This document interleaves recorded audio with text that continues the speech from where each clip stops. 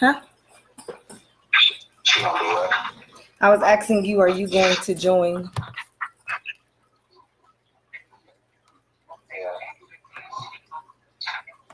I did it from my regular page instead of from the website.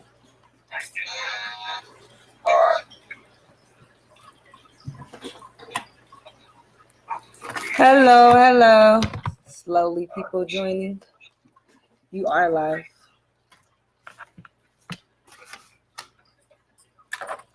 Hi, everyone.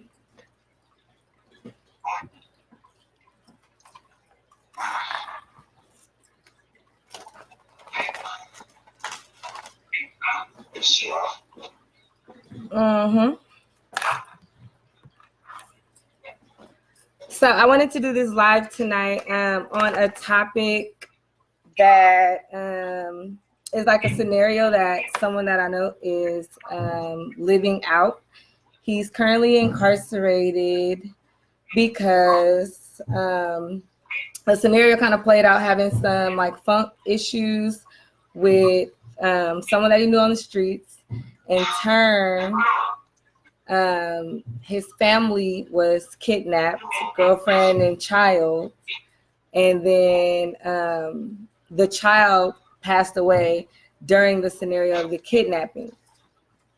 So initially I want to start out by having you guys interact and kind of telling me like what you would do in that scenario. So if your child or child and wife was kidnapped, and then we'll go into some other questions after that.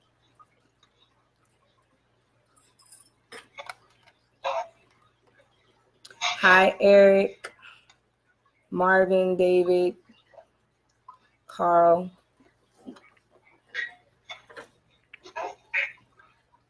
So in the scenario that your wife and child were kidnapped, what do you think your first reaction would be? This is based on the scenario of someone that I associate with. Hey, Fee, from the InsideOut.com. This man is incarcerated because he chose to defend his child. Hi, Joanne. He chose to defend his child's life. His wife or girlfriend and child were kidnapped by someone. He then defended the death of his child by assaulting or hurting the kidnapper and is now incarcerated for that reason.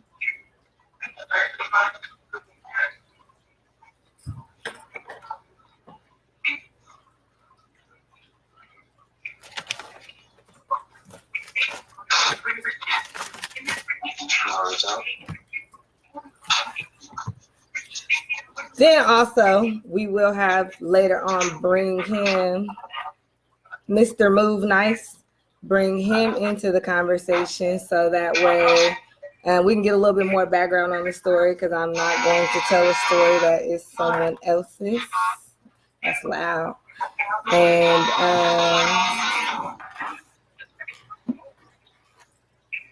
And we'll go from there. Don't be scared to comment. That's the point.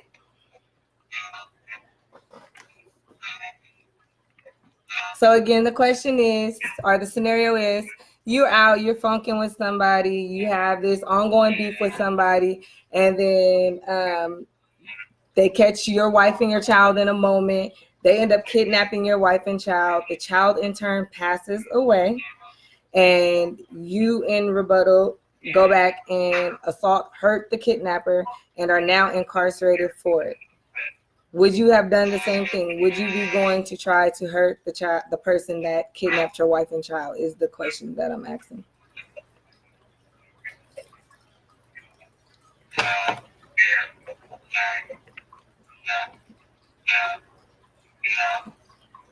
I would. That's my answer. I definitely would be looking to go after the person that hurt my child.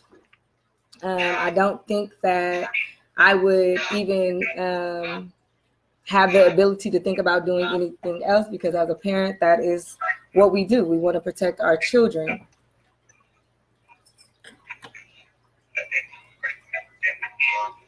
And our families. I I can't see the comments, but I can see that there's comments on the post, but I can't see them right now. So hold on, let me look. Why I can't see them.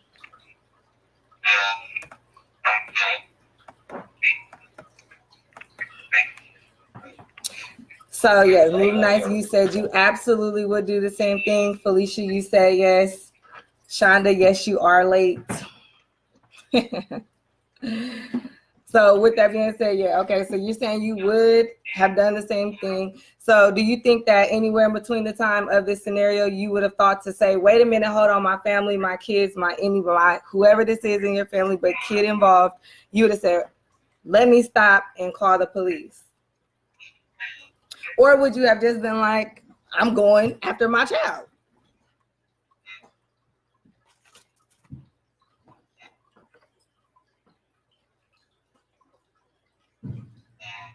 Because the way that this scenario played out, I think like the three of you that decided to comment, he basically did what I said I would do and you guys said you would do.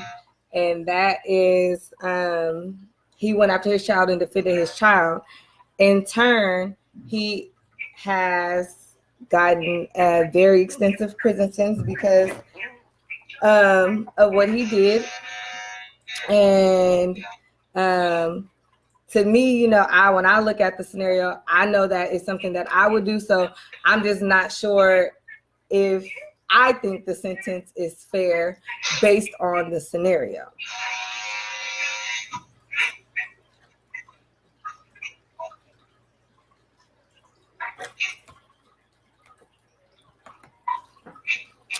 So I'm gonna let the person that I'm talking about share a little bit of his story. He's gonna stay anonymous, but I'm gonna let him share a little bit of his story so that way we get a clear understanding of actually what the events, where that took place, and then where he's at now in regards to sentencing. Please excuse like some of the noise that's going on in the background. Can't be helped. But we'll go from there. So you can go ahead. All right, well, as you said frequently from the beginning, a child being kidnapped due to me getting into a situation with another grown man. He took the, I would say, the wrong choice of the matter by getting to him, by dealing with my family, because we could have just dealt with it as men, knowing that we both from the streets, but due to the fact that he took my child. Y'all put a thumbs up if y'all could hear, because it's low. So talk a little bit louder. Can you hear me now? Yes. You hear me better now? Yes. All right. Due to the fact that the incident started in 2002, somewhere like around February, but me and a guy had got into a little situation, and due to the situation, the gentleman, at the time I thought was a gentleman, shot at me, and I got away that time, and he didn't think that was enough, so he jumped in the car with my child mother and kidnapped her and her mother. He slapped her mother with the gun, he slapped the child with the gun, and pushed the child out of the moving car. And from there, it just went to me having to get him before he got me. So just to make sure everybody heard that, what he was saying is that he himself and the other gentleman were not getting along, basically. The guy ended up kidnapping his girlfriend and his baby. The guy, during the kidnapping, pistol whipped the girlfriend, also the baby, and then pushed the baby out of the car, which in turn caused the baby's death. And I'm gonna let you go ahead, continue. And from there, I did what I think anybody would have did at the time. As far as I look back at it now that I know the law, it really was like a heat of passion type of moment. So me being enraged and being in anger, you know, I took the law into my own hands, and now I'm sitting here coming off a 21-year sentence that should be over by the end of next year. But I feel like in my eyes, and I feel like in a lot of people's eyes, that they gave me too much 21 years. And then I do want to clarify on this because that part, it kind of got skipped over. So he's mentioning that, yes, he did take action for this man killing his child. So this wasn't action a week later. This wasn't action a month later. How far apart was from the man killing your child, kidnapping and killing? 45 minutes. So from this man kidnapping your child's mother and child, and in turn killing your child, 45 minutes lapsed before you were able to run into him for your situation to end. And no, they didn't look at it as like a passion of crime. They looked at it as a murder. They didn't even look at it from the point where it could have been lightweight self-defense too, though, because it's the fact that he shot at me first from the beginning of the gate. So he could have went self-defense. None of that. They looked at it as a murder initially, correct? Right. It started off from the death, lying and waiting to the death penalty to 50 other life until they offered me 21. I took the 21. So you going after the person that killed your child, kidnapped and killed your child, and then you in turn killing this man. They offered you the death penalty initially, never looking at it as you were in defense of your family, never looking at it as passion of crime, never looking at it as temporary insanity because you watched. So go ahead and explain. You were actually there on the scene when this man took your wife and child away. Yeah, I just had ran from him shooting at to get out the way of the bullets, and that allowed him to enter the car and do what he did.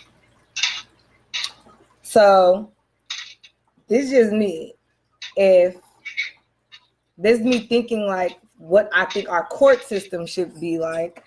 If I was shot at and I ducked behind the car and then I watched this person that just shot at me jump in the car with my wife and kids, pull off, in turn, I find out, whatever lump sum of time later that my child has gotten hurt and could be deceased.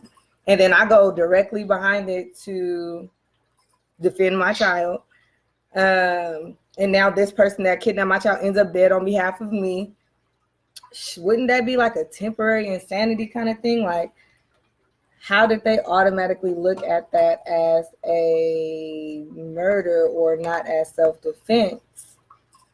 Because they said that I had time to think about it, which I didn't. I don't believe 45 minutes?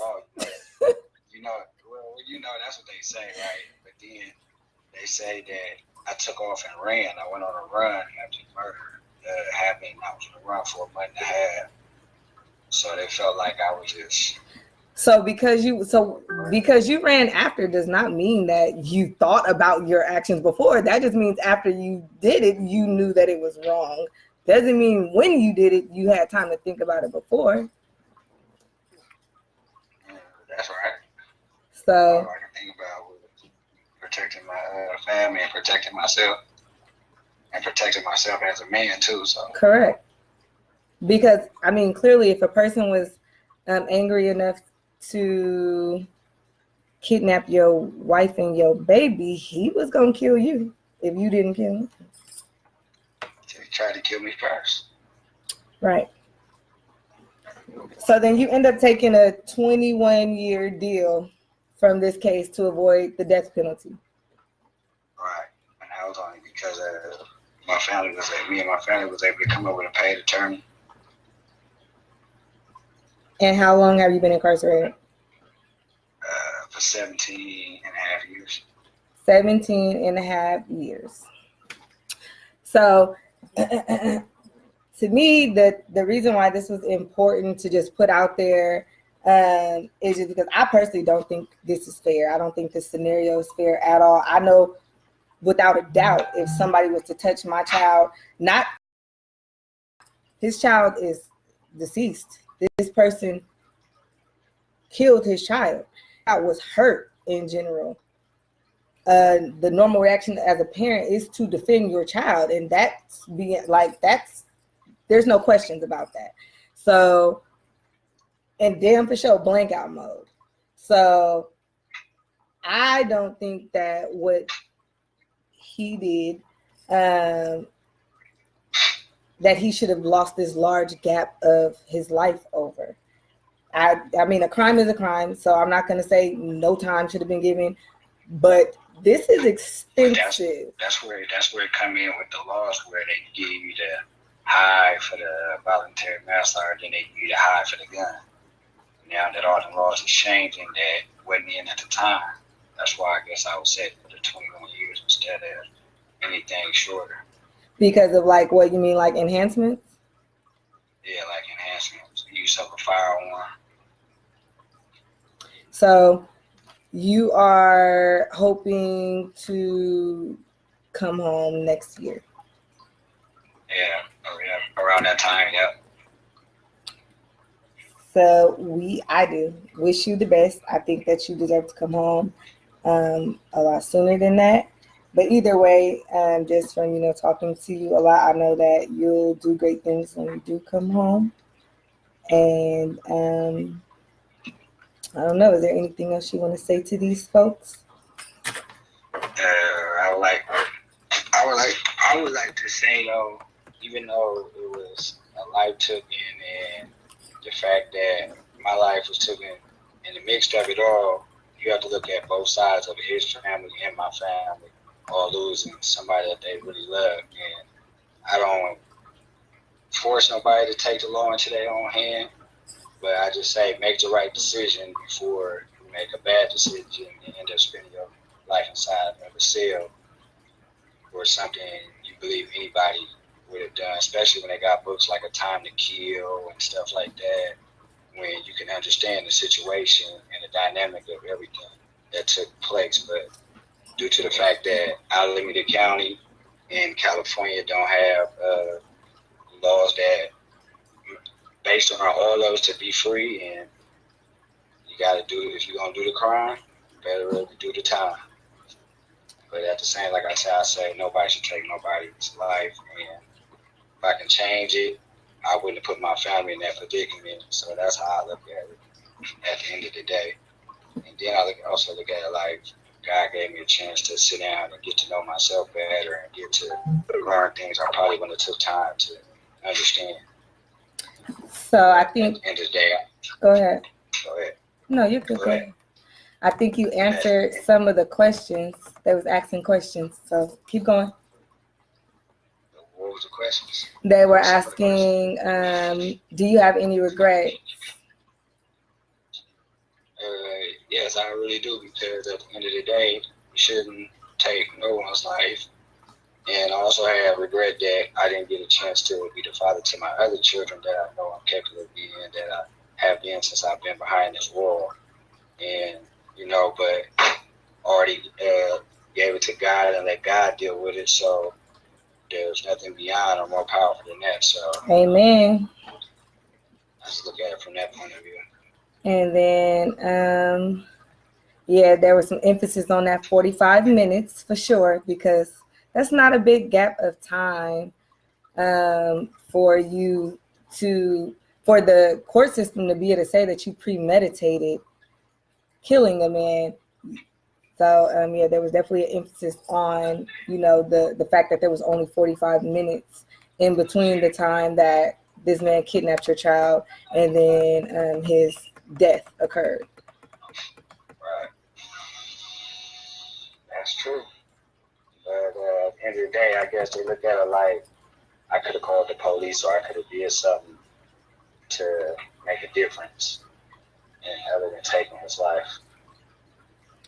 Yeah, it's just unfortunate, because this scenario could play out and happen not in the exact same circumstances, of course, but could just happen to anyone, because as parents and, as people who love and want to protect our family members, we will go to certain extents. And it's sad to know that if, something happened to our child, our mother, our brother, our, sister, that if we defended them, and in turn the person that killed them and were, at the scene and weave behind that hurt them, is not going to be looked at as self-defense. It's not going to be looked at as temporary insanity. It's not going to be looked at as a passionate crime. They're going to say you're a murderer, and that's not fair. So it's just not, life is not fair, but I think that is just not fair in regards to our justice system and the things that should be available, because they say those laws exist. You know what I mean? So passionate crime, self-defense, those are all things that should have been applicable to you. Passionate crime. They say it's a passionate crime in California, but there's no self-defense law in California. Okay. That's why we couldn't get away around the line and waving and pretended murder. What do you mean? There's no self-defense law in California? Due to the fact that there was a law passed, I think somewhere like in the 80s somewhere, where they took it to where California didn't have a self-defense law. Every other place have a self-defense crime, but not California. I'm going to check on that because I'm not sure. So at the time, there was nothing in place for you to do. They look at it as malice. If you know what malice means, yeah. They look at it as a crime, as malice. So they take the self-defense out of it. Well, that's ridiculous though, because like a person that is defending themselves cannot have like malintent. They can't be, you know what I mean? You don't have no time to think about being malice. You're defending yourself. Which is true.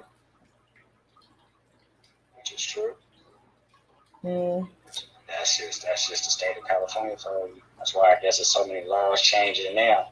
With some of the laws that they have now, I probably would have walked away probably scot-free, or only got 2-3 years. Right, something way less like with your manslaughter charge, because that is in the end result what the deal is that he took. So to avoid the death penalty, took 21 years, which ended up being a manslaughter charge, correct?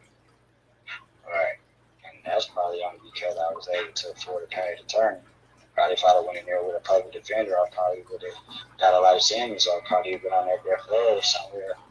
But due to the fact that I had some good support system, I was able to get a paid attorney, and they was mad at first that I took the deal because it's in the fact that everybody felt like it was a crime of passion. But I just felt like California and Alameda County ain't sparing nobody. So I did what I thought was right at the time. Took the deal. Yes, he is in jail for killing his child's kidnapper. And that is exactly the scenario. So for the people that just joined last minute, I'm just kind of going to rebuttal the whole thing, and then I'm going to end this. The guest who's speaking, he is incarcerated on a 21-year sentence for killing the person who kidnapped his wife and child, and during the kidnapping, his child was killed, and he in turn killed the kidnapper and received within 45 minutes. And then, they wanted to give him the death penalty, but he took a deal for 21 years. And now it's been 17 years later. So the comment says, I was attacked and was the victor of the attack. So court system was against me also. The system is majorly flawed. The system is fucked up. I don't think it's for us. If you ain't got no money, don't do no crime. That's how they looking at it. He said, if you ain't got no money, don't do no crime. I just think it's against, it's not built to protect people of color. Essentially, it's not built to protect people with lower income, people of color, and it's going to take for people to stand up and be ready to, change some things. And that's, why you guys should all be following the website, because I definitely have some major things coming. I'm definitely not sitting down and watching anymore. So It'll be great for all y'all to be supportive when these petitions start coming out. I think I got a petition coming like next week. And we're going to eventually try to get some of these laws changed because they are not for us. And y'all, everybody that jumped on here, make sure y'all at least sign them because that's the beginning steps to making some real changes occur. Hello. So I think I went through all the comments. So that is pretty much it. Do you want to say anything before we close out?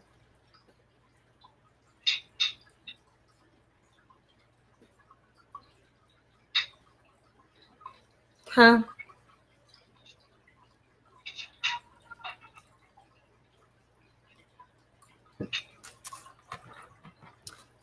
We paused.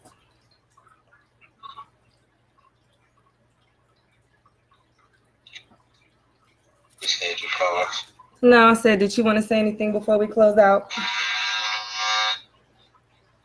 And I would like to say that prison is not for anyone, and I would like to say that if there's a way you can help anyone behind these walls find a better peace at mind and help them find a better way to the Lord, I just say do that because there's a lot of people here that needs help that don't have the people to help the family, the support system, or or any friends to really help them out. So if you know somebody in jail, lend a helping hand or send a letter or something just to tell them you love them, just to make their spirits go better. Because everybody behind this war is not coming home due to the fact that they committed a crime and the laws are messed up and the laws are only in the favor of the people that can spend money. So I close with saying thank you for everybody listening, and I appreciate I helped somebody along the way. Thank you. That's my partner, y'all. Y'all don't even know. Proud of you. I'm going to call you back. So, everybody, make sure y'all tune into the website. We're going to have a lot of updates coming this week, just a lot of things changing. I am about to start promoting some new curriculum for prisons in general so we can get better rehabilitative curriculum within the walls so that way the incarcerated men and women can come home better rehabilitated. Check out the website from-theinside-out.com. This interview will be up there. I'm also going to try to shoot out a couple more interviews this week or next week, but it's definitely going to be a whole bunch of stuff coming y'all way. I look so shiny, y'all. It's the lighting. But thank all y'all for watching. Comment, let me know what y'all thought. Send suggestions. Like I said, check out the website. Oh, also check out changeforsuccess.net. That is the breakdown of the curriculum that we're going to share. Those curriculums will be available inside of the jail walls and outside of the jail walls. And they were all created by someone incarcerated, which I think is dope. And I'm always down for promoting when an individual is incarcerated and is still doing something positive. These curriculums are dope. I 100% support them, and I am 100% partnered up with the creator, whose name is E. Brown. One of the programs are already running in High Desert State Prison, and we're about to try to get them to run in all the prisons throughout California first, and then we're going to take over the United States. But yeah, y'all go comment, go tap in on the Facebook page, facebook.com/from.ti.out, and let me know what you thought. Inbox me if you know somebody that's incarcerated that might want to share their story. Send everybody my way. And then for the ones that are up, support them like our guest said. It's always just nice to send support to the people that are incarcerated, because a lot of them are not violent. They're there for drug habits, things like that. And when they're there for a long time, they become forgotten. So be supportive of your people. You never know. Don't be judgmental. It could be you. It could be your child. And with that being said, I'm out. Bye.